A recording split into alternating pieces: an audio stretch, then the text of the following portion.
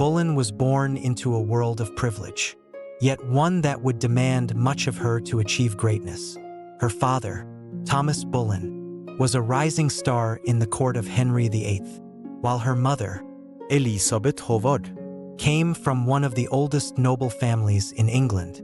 Their marriage, forged from the wealth and influence of the Howard lineage, promised an education befitting a lady of her rank. But her path, though initially paved in expectation, would be far from a conventional one. As a young girl, Anne's sharp intelligence and keen awareness of her position in society set her apart. She was not content with merely fulfilling the duties of a noblewoman. She wanted something more, something beyond the quiet life of a lady-in-waiting or the traditional role of a wife and mother. Her early years were spent at Hever Castle, a place of beauty and relative peace, surrounded by her family and their wealth, but even within the walls of her family's home, and knew that her destiny lay elsewhere. At the age of around 12, Anne was sent to the Netherlands to serve Margaret of Austria, the daughter of the Holy Roman Emperor. Margaret's court was one of refinement, sophistication, and strict adherence to the teachings of the Catholic Church. For Anne, it was an opportunity to experience a world of culture and diplomacy far removed from the familiar confines of England. There, she learned the intricacies of European politics, the art of negotiation, and how to navigate the complex relationships between the powerful families of Europe. Anne's sharp wit and unrelenting ambition began to crystallize in this environment, and she quickly became known for her poise and intelligence. After a few years in Margaret's court, Anne was sent to the French court, a place known not only for its grandeur but for its political intrigue. In France, Anne became a part of the household of Queen Claude, wife of King Francis I, at this time, and was around 18, and she had already learned how to play the game of power. The French court was a place where alliances were constantly shifting, where favor could be won or lost with a single glance. The young Anne Boleyn, with her striking dark eyes, olive skin, and quick mind, caught the attention of many courtiers. It was here, in the lavish palaces of France, that Anne would meet men who would later become critical players in her life and in the history of England. But it was not just politics and diplomacy that Anne learned from the French. It was here that she met the full force of courtly love, an experience that would influence her for the rest of her life. The French court, unlike the staid courts of England, was known for its romantic entanglements, secret affairs, and open displays of affection. Who had been trained in the strictest propriety, found herself both intrigued and appalled by the libertine ways of the French aristocracy. Still, the experience honed her ability to navigate the complex emotions and desires of the men around her. She would later use this knowledge to her advantage in the most dangerous and seductive court in all of Europe, Henry VIII's England, in 1522, and returned to England, now a woman on the cusp of greatness. She took up residence in the household of Queen Catherine of Aragon, wife to Henry VIII, where her family's political ambitions and her own would soon collide with the king's desires. As a young lady-in-waiting, Anne was close to the queen, but it was Henry's attention she soon garnered. At the time, Henry's marriage to Catherine was beginning to show signs of strain. Catherine had borne him no male heirs, only a daughter, the future Mary I. Henry's frustration with his wife's inability to produce a male heir was becoming public knowledge. But while Catherine remained devoted to her marriage and the traditions of the Catholic Church, Henry began to look for someone who could fulfill his desire for a son and secure the Tudor dynasty. It was during this time that Anne's influence began to grow. Though initially she resisted the advances of Henry VIII, Henry, the great and charismatic king, was used to getting whatever he wanted, and Anne was no exception. But unlike other women at court, Anne was not easily won. She held her ground, rejecting his advances time and again, and this only served to increase his fascination with her. For Anne, this was a moment of power. Her refusal to become another of Henry's conquests intrigued him, and in the game of seduction, Henry quickly became obsessed with the idea of winning Anne's love. If not her body, Anne's position in court grew increasingly precarious.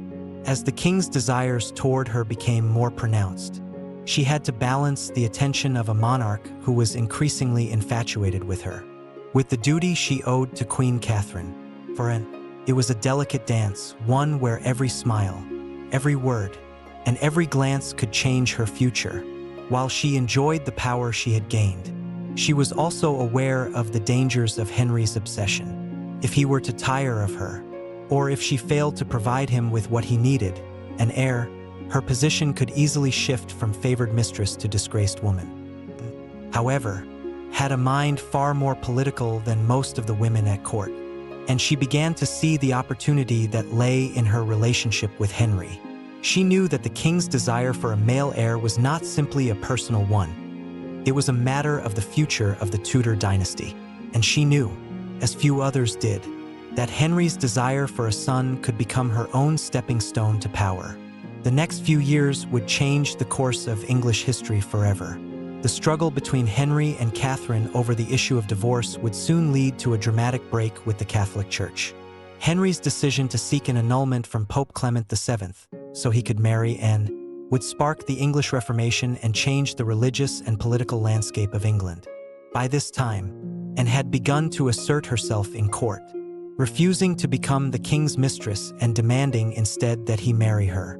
In doing so, she gained the support of many influential figures at court who saw the potential for and to lead a new, reformed England, one that would be free from the papacy's control.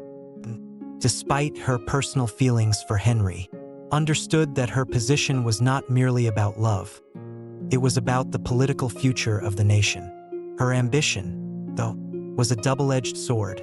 As much as Anne hoped for a marriage that would make her queen, she could not know that her ascent to the throne would come at the cost of her own happiness, her relationship with Henry, and her very life. As Anne and Henry's relationship intensified, the question of Catherine's future became more pressing. Anne's refusal to take the role of a mistress meant that Henry had to find a way to rid himself of Catherine. The political and religious consequences of this divorce, however, would reverberate throughout England for years to come, leading to one of the most significant breaks in the history of the Church. As Anne Boleyn's power in the English court began to grow, so did her position as the object of Henry VIII's relentless affection. No longer content with mere flirtation, Henry's desire for and had taken on an obsessive quality, one that would drive him to break from the Catholic Church, uproot centuries of religious tradition, and reshape the political landscape of England. However, did not simply submit to Henry's advances. She resisted, she pushed back, and this defiance only deepened his infatuation. The struggle that had begun with Anne's resistance to Henry's advances soon morphed into a high-stakes political drama. Henry's growing obsession with Anne was not just about love. It was about legacy, power, and the future of the Tudor dynasty. The king's marriage to Queen Catherine of Aragon had failed to produce a male heir, and his frustration at his inability to secure a male successor led him to consider drastic measures. In the year 1527, Henry sought an annulment from the Pope, hoping to marry and secure the male heir he so desperately craved. Catherine, however, was a devout Catholic, and she refused to accept any dissolution of their marriage.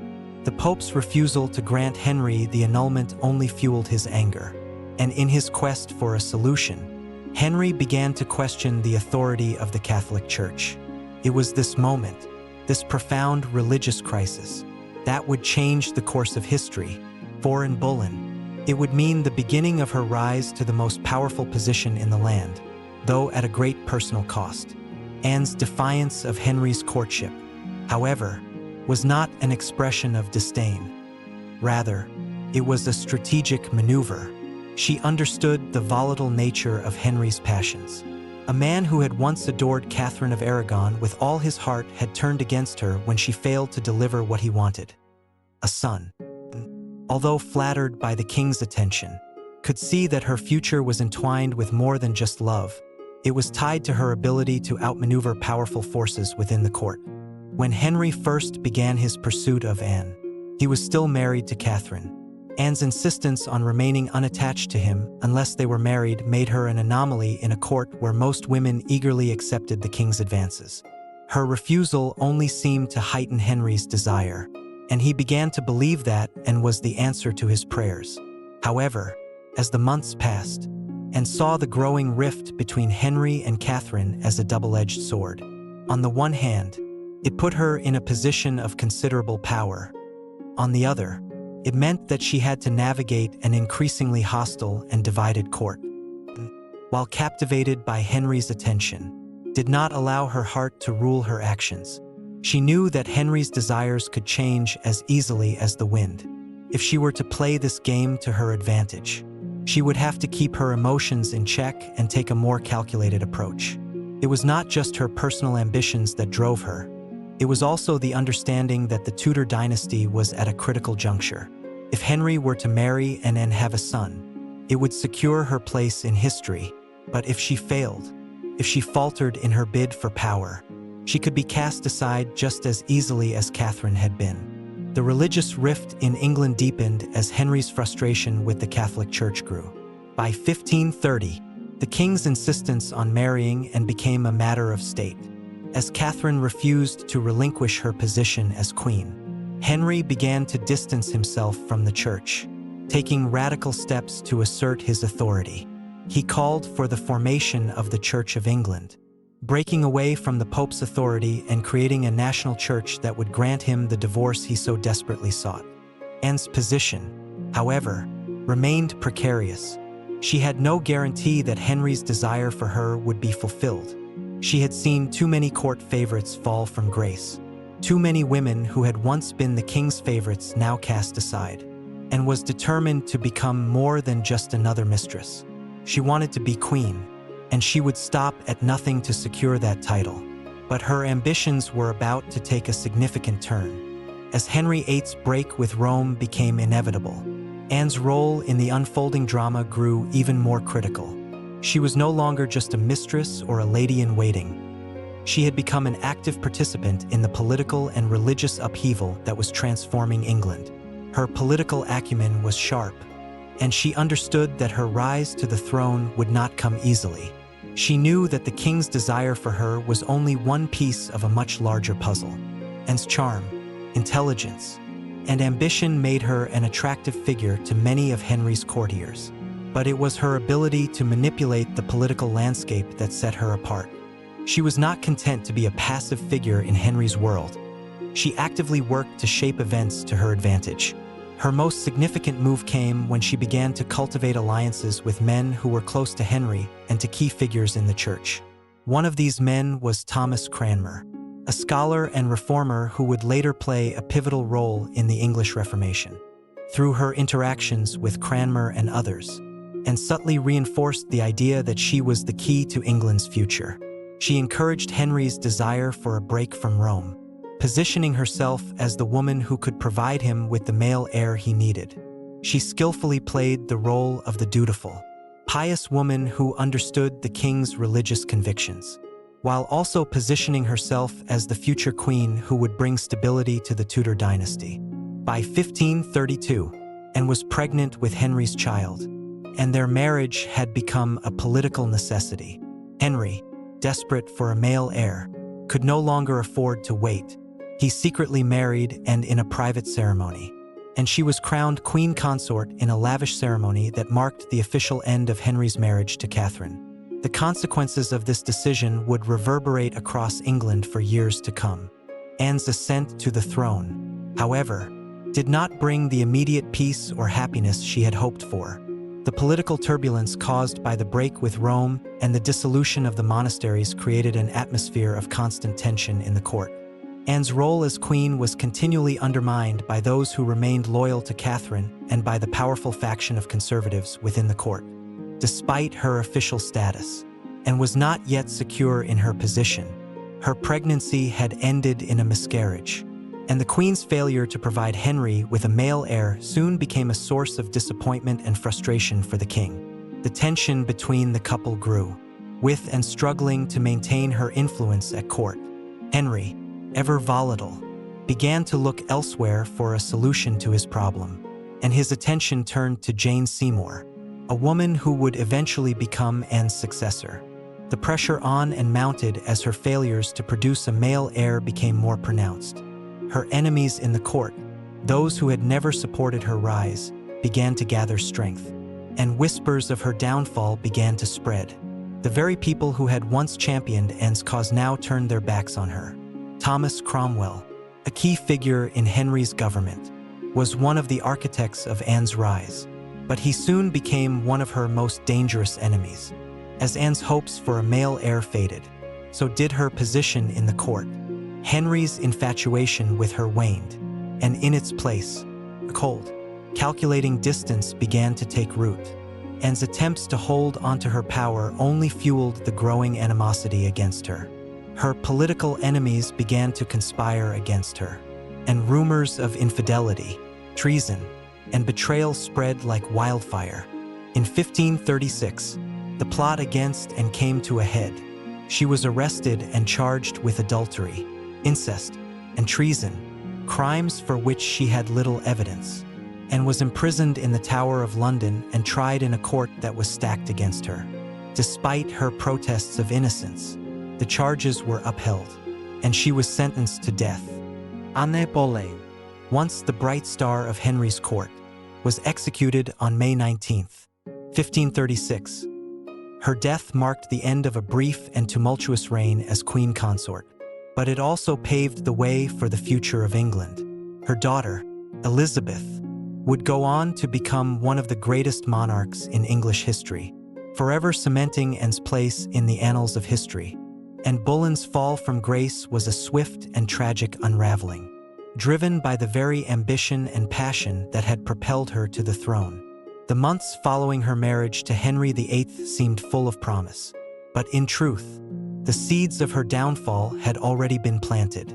As Anne stood at the pinnacle of her power, her every move was scrutinized, and the forces that had once championed her now turned against her. For all her intellect, her charm, and her calculated maneuvers, she could not escape the dangerous dance of the Tudor court, where alliances were fickle and enemies lurked at every turn. When Anne first married Henry, it was as though she had won a fierce battle. The King of England, the most powerful monarch in Europe, had cast aside his queen and his faith for her. But a woman who had so boldly defied the status quo, who had gone to such lengths to become queen, could not afford to be weak or complacent. Her greatest strength, her determination and refusal to bow to the traditional role of a mere mistress, was also her greatest vulnerability. For Henry, the passion that had fueled their early days together began to fade. He had won her, but what followed was not the fulfillment he had imagined. He had cast aside Catherine of Aragon not only because she could not give him a male heir, but also because he had come to believe that Anne was the answer to his hopes for a dynasty. But Anne had failed to deliver the longed-for son. Her first pregnancy, which had been met with such hope and anticipation, had ended in a miscarriage. The grief that followed was not just personal, but political. The court, ever ready to turn on a fallen star, began to whisper. Those who had once praised Anne as a savior of the English crown now saw her as a failure. Henry's hope for a male heir had been shattered, and Anne's position was now fragile.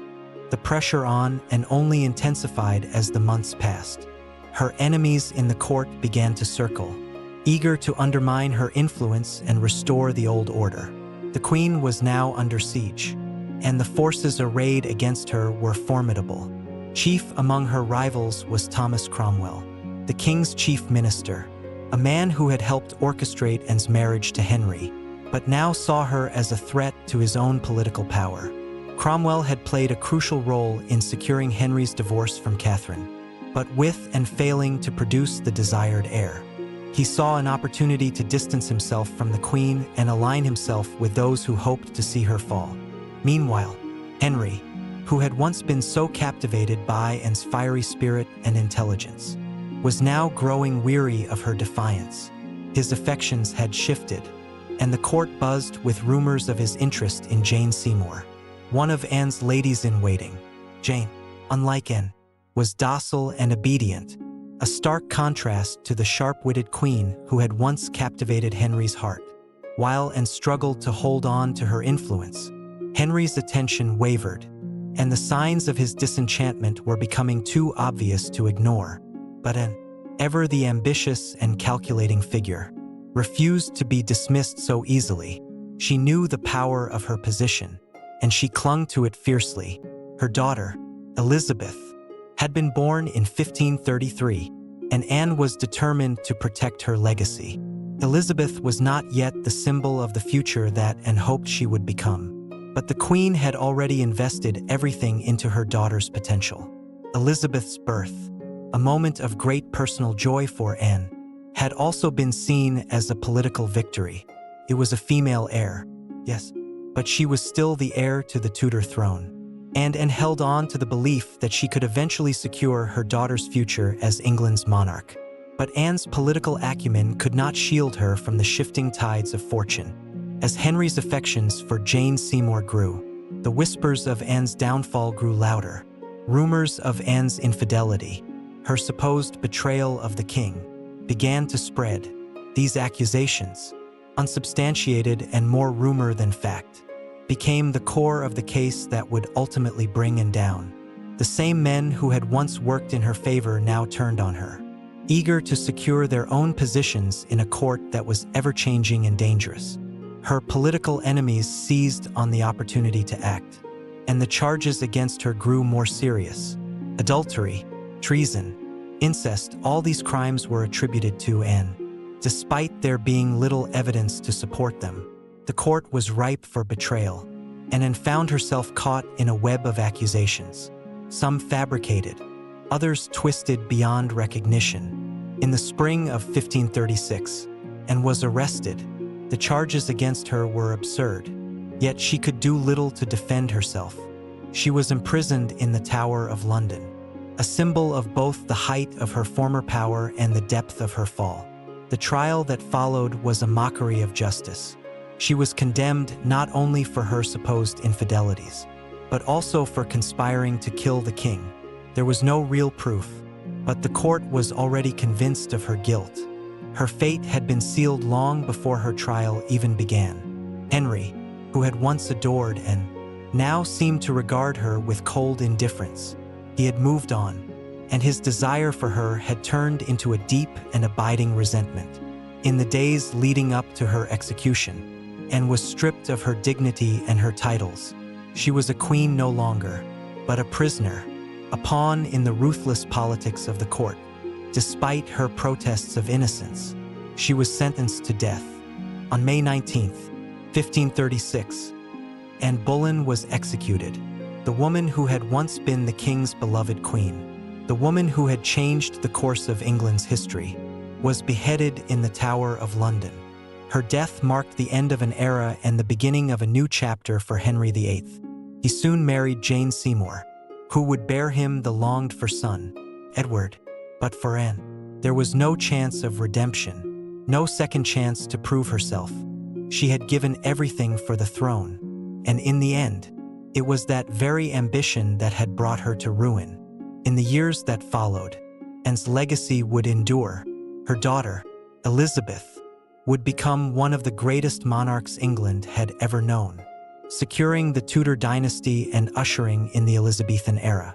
Anne's role in shaping history, though marred by tragedy, would be remembered as one of the most significant in English history. She had been a woman of remarkable intellect and unyielding ambition, but in the end, it was those very qualities that led to her destruction. Anne's downfall is a reminder of the fragility of power and the dangers of living in a world where ambition and love can so easily turn to betrayal. She was a queen who dreamed of changing the world, but in the end, it was her world that changed her. Her tragic end marked the close of one chapter in England's history, but the echoes of her life would resonate for centuries to come. After Anne Boleyn's execution, the winds of change swept through England as rapidly as the dark cloud of her downfall had once hung over the court. The reign of Henry VIII, tumultuous and ever-changing, had entered a new phase with the Queen's death, but the echoes of her legacy would not fade so quickly. For Henry, The immediate aftermath was marked by the same rapid succession of marriages and broken allegiances that defined his later years. Yet, for Anne's daughter, Elizabeth, the world was beginning to shift in ways no one could have predicted. Anne Boleyn had given her life in the pursuit of a vision, one that had ultimately been thwarted by the very king who had once adored her. Her ambition had burned so brightly that it had both illuminated and consumed her in the same breath. She had entered the royal court as a foreigner, an outsider, and had managed to do what no other woman had ever done before. She had captivated the heart of a king, dethroned a queen, and reshaped the political and religious landscape of England. But in the end, she had paid the ultimate price for her ambition, her courage, and her defiance of the ancient order. Still, Anne's death was not the end of her story. It was only the beginning of another, one that would take the form of her daughter, Elizabeth, who had been born from Anne's love for Henry VIII. As Anne's life had been one of strife and struggle, Elizabeth's was to be one of triumph. But it would not come easily. The shadow of her mother's fall hung heavily over her, and the court was not kind to the daughter of a disgraced queen. After Anne's execution, Henry VIII wasted no time in marrying Jane Seymour, who had been his mistress even during Anne's reign. Jane, sweet-tempered and compliant, bore Henry the son he had always desired, Edward, the future Edward VI of England. In many ways, Jane Seymour's death in 1537, just days after giving birth to Edward, was a turning point in Henry's life. Her passing marked the final moment of Henry's search for the perfect queen. And though he would marry again, none of his subsequent wives would enjoy the same status or power that Anne had once held. For Elizabeth, however, the world after Anne's death was fraught with uncertainty. The child of a queen who had been executed for treason was never going to be free of suspicion. Elizabeth's own legitimacy was called into question by those who had always been loyal to Catherine of Aragon. And the powerful factions at court that had orchestrated Anne's fall were eager to undermine the young princess's claim to the throne. Despite her mother's death, Elizabeth was far from being a forgotten child. In fact, she would prove to be one of the most formidable figures in English history, a monarch whose reign would be remembered as the Golden Age of England. But her path to power would not be smooth. She was carefully groomed by her supporters, but her progress was always hindered by the weight of her mother's legacy. It would be years before Elizabeth was able to rise above the intrigues of the court and secure her place as queen. In the meantime, England was once again plunged into religious turmoil, as the religious reforms of Henry VIII were challenged by various factions. The English Reformation had begun with Henry's break from Rome, but after Anne's death, it became even more complicated. Henry had dissolved the monasteries, seized the wealth of the church, and established the Church of England. But the religious landscape was far from settled. Catholicism still held sway in many parts of the kingdom, and there were fierce battles over which direction the country would take. Henry's children, each of whom was a product of different queens, represented opposing religious views. Edward VI, raised by Protestant reformers, would continue the work of his father, pushing England further down the Protestant path. But after Edward's premature death, his Catholic half-sisters, Mary and Elizabeth, would battle for control of England's future. For Elizabeth, the path to the throne was littered with obstacles. After Edward's death in 1553, his Catholic sister Mary became queen, and Elizabeth was forced into seclusion. Mary, a devout Catholic, sought to restore England to Roman Catholicism, and she viewed Elizabeth's Protestant leanings as a threat. Despite the obvious tension between them, Elizabeth remained cautious, biding her time, and learning from the lessons of her mother's life. The lessons Anne had left her about ambition, about the dangers of being too outspoken, too bold, remained etched in her mind as she navigated the treacherous waters of her sister's reign. But it was not until Mary's death in 1558 that Elizabeth's time truly came. With Mary's passing, Elizabeth was crowned queen, and the history of England was irrevocably changed.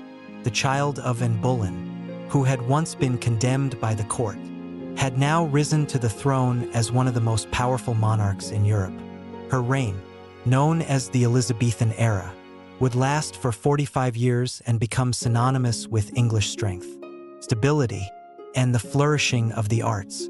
Yet, Elizabeth's rise to power was not without its challenges. Her early reign was fraught with political maneuvering and religious tensions. The country was still divided between Catholics and Protestants, and Elizabeth had to walk a fine line to maintain peace. Her relationship with her half-sister Mary, Queen of Scots, also posed a threat to her rule, as Mary, a Catholic queen, had a strong claim to the English throne. The English court was filled with plots and conspiracies, and Elizabeth's intelligence and ability to navigate these dangers were critical to her survival. But it was through her foreign policy and her ability to unite England under a common cause that Elizabeth's reign began to shine.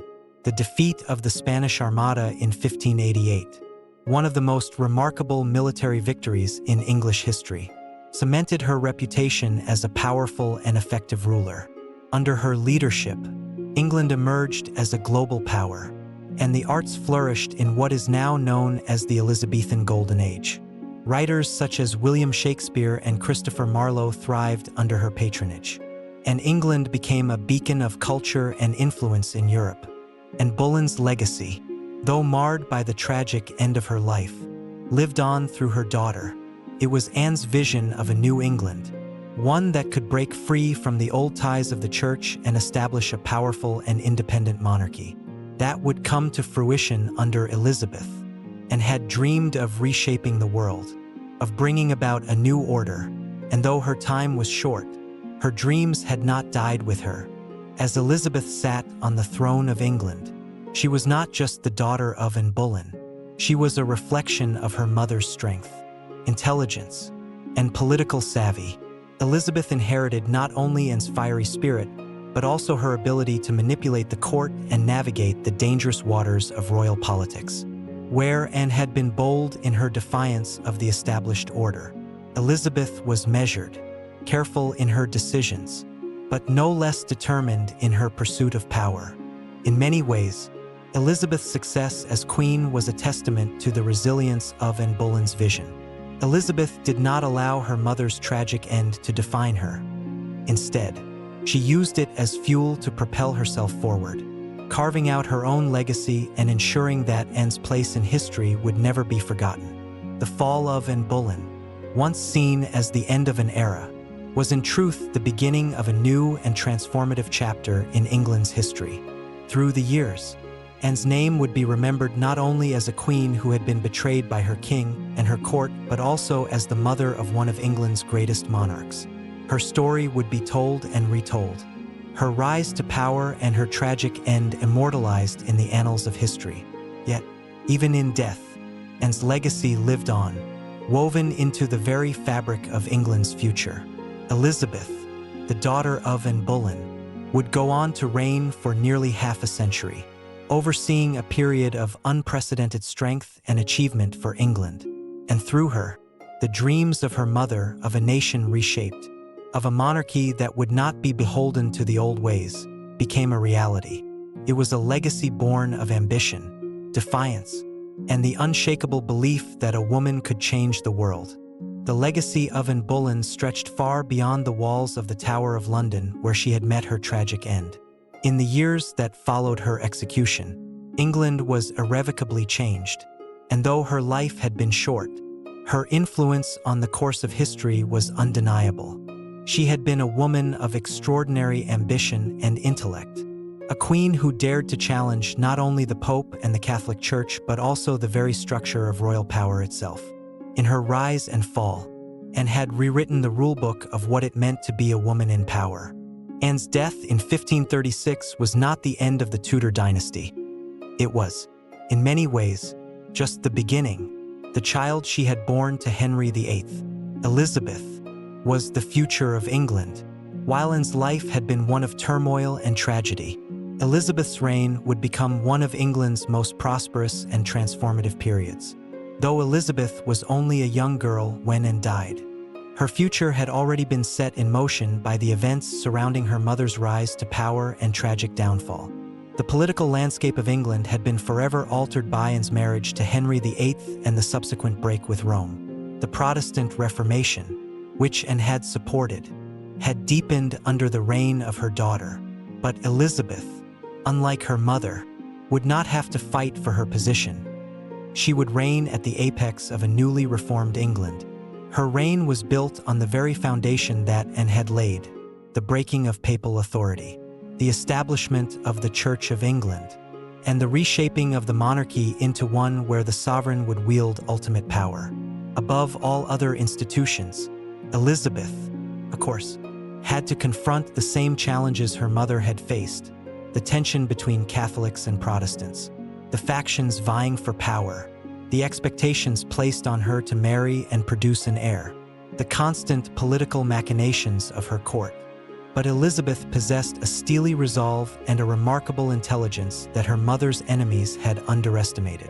While Anne had been outspoken, fiercely independent, and politically ambitious, Elizabeth learned the lessons of her mother's downfall and approached her reign with caution, discretion, and calculated diplomacy. She was less confrontational than Anne, more tactful in her dealings with foreign powers and domestic rivals, but no less determined. It is impossible to separate Anne's legacy from Elizabeth's reign. Though Elizabeth never openly discussed her mother, Anne's presence loomed large over the Queen's life. The young princess, raised in the shadow of her mother's execution, understood better than anyone the precarious nature of power. She was determined to avoid the mistakes that had led to Anne's downfall. Elizabeth's early years, however, were marked by suspicion. There were many who saw her as illegitimate, a product of an unholy marriage. Even after Henry VIII's death, the claim that Elizabeth was the true heir was not universally accepted. Her Catholic half-sister, Mary I, had claimed the throne, and Elizabeth's Protestant sympathies were seen as a threat to Mary's vision of restoring Catholicism to England. Throughout her sister's reign, Elizabeth was carefully watched, her movements restricted, and her life threatened. Yet Elizabeth's survival was a testament to her own cunning and resilience. Mary's death in 1558 allowed Elizabeth to ascend to the throne as Queen of England. With her coronation, Elizabeth officially took her place as the last of Henry VIII's children, and the hopes of the Protestant Reformation found new life under her leadership. She rejected the idea of marrying any one man, understanding that marriage would be a political tool that could undermine her power. She remained the Virgin Queen, a symbol of independence and strength, and she used her unmarried status to her advantage, playing foreign suitors against each other to maintain her sovereignty. In her reign, Elizabeth was not only a political ruler but also a cultural icon. Under her leadership, England experienced a renaissance in the arts, science, and exploration. The Elizabethan era, named after her, was a time when the country flourished. Culturally and economically, writers like William Shakespeare, Christopher Marlowe, and Edmund Spenser produced works that would become the foundation of English literature. The theater became a central part of English life, and England's cultural influence spread across Europe. Elizabeth herself was a patron of the arts, understanding that her reign could be defined by cultural achievement as much as by military victories. But while Elizabeth was focused on securing England's place in the world, she also had to deal with constant religious and political unrest. The divisions between Catholics and Protestants remained at the heart of English politics. The rebellion of the Northern Earls in 1569 was one example of the conflict between the old Catholic nobility and the Protestant forces that were now in power. Elizabeth had to carefully balance the factions, using diplomacy, marriage proposals, and, at times, ruthless suppression to maintain control.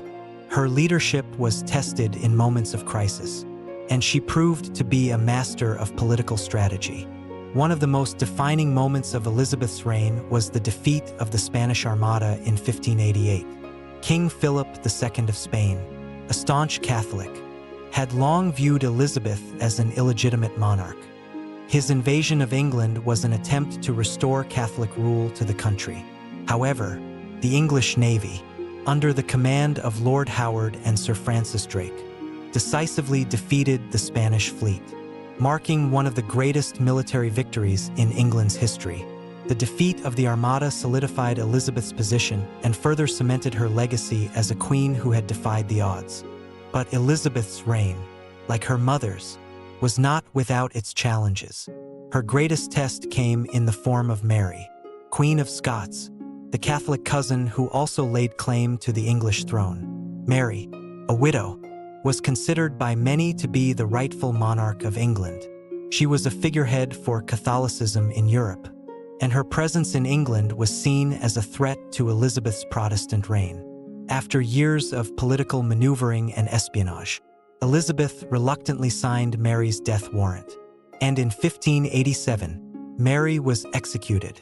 The decision was not an easy one, and it haunted Elizabeth for the rest of her life. She had, after all, inherited her mother's legacy of courtly intrigue and the complex web of royal politics that came with it. As Elizabeth grew older, her health began to deteriorate, and the question of succession became more urgent. She had no children, and despite many suitors, she had never married.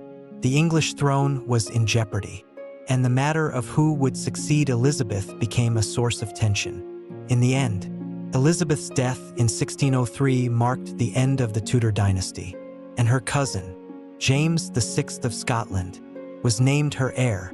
The union of England and Scotland under James I brought an end to centuries of division between the two kingdoms. Elizabeth had secured the future of England, and her death ushered in a new era.